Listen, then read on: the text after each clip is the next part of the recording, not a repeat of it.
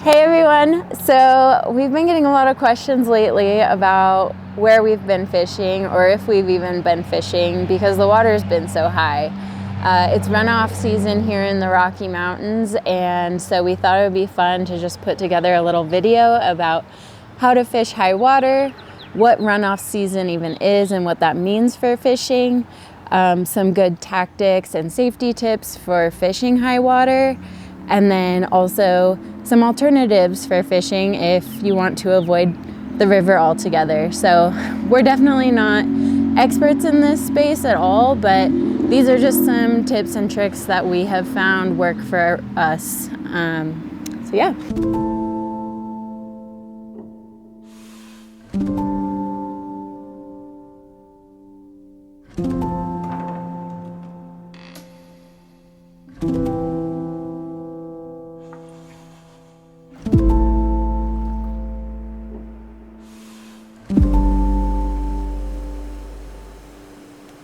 Runoff is a time of year where our temperatures are rising, our snow is melting, which is contributing to high, muddy rivers, which can make fishing a little more difficult, but not impossible. So some tactics that you can implement to catch fish during this time of year. You can go up towards the headwaters. This water is going to be a little more clear, a little less turbulent, less sediment in the water, and these fish will be feeding and happy. Another tactic you can do is to look for eddies or slower water. Unfortunately, these fish are going to be pushed up to the bank, so fishing from the bank can be a little difficult. The fish will be right at your feet, they'll be up in the willows, they'll be behind the rocks.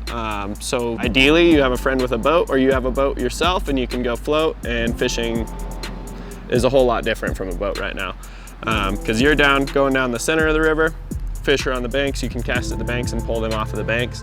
As far as wading goes, to stay safe, we just kind of recommend staying out of the water. Like I said, the fish are going to be pushed up to the bank, so getting into those eddies and those slow holes, you're not doing anything but putting yourself at risk and also probably spooking those fish out of the hole. We actually witnessed an angler while we were filming B-roll for this video get in the water, and we turned around and next thing we know, he is in the water, complete yard sail, fly boxes floating down the river, and was completely soaked. And luckily the guy made it to shore with nothing but I'm sure a bruised ego. But yeah, just stay out of the water, stay safe. That's probably the better way to do it. So for flies, streamers are a great option this time of year. Bait fish are kind of, out of their element in this fast water. They're getting knocked around, pushed around, they're disoriented, which makes them an easy target for a big trout to eat. So streamers are a great option. Big nymphs and attractors, so eggs, worms, stoneflies are one of my favorite this time of year. The high water actually dislodges the stonefly nymphs from their homes. They kind of use that high water to carry them up to the surface. They'll cling onto a bank, and as that water recedes, then they hatch.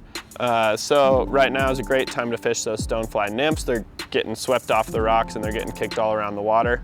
So stoneflies, eggs, worms, anything kind of big with a little bit of flash will work. It's honestly not too early to start throwing some chubbies or big grasshoppers in some of that pocket water. And also don't overlook braids. Fish get pushed out of the main channel and move into these side channels to find shelter. So they can be a great place to find fish that are feeding. So if you want to avoid the river altogether and get out of the high water entirely, there are a lot of other options. You have spring creeks you can try out for some more technical fishing. We have reservoirs that typically hold some more interesting species if you want to explore outside of trout. Some of the ones around us have things like pike or carp, so that's always a good time. And then you can also go for alpine lakes. This is a great time when the alpine is starting to open up as the snow is melting off, so you can get your hiking legs going and check out what's to offer up there.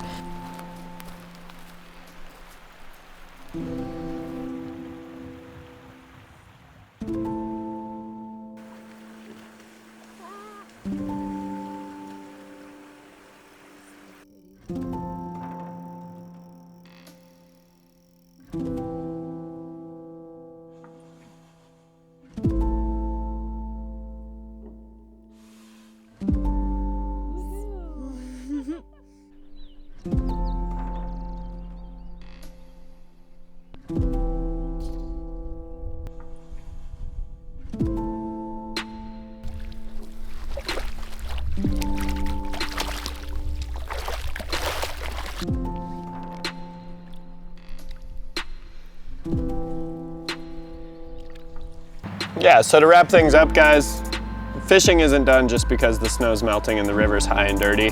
There's lots of other options out there. You just got to get creative sometimes and step outside of your comfort zone. So yeah, we'll catch you guys on the next video. Thanks for stopping by.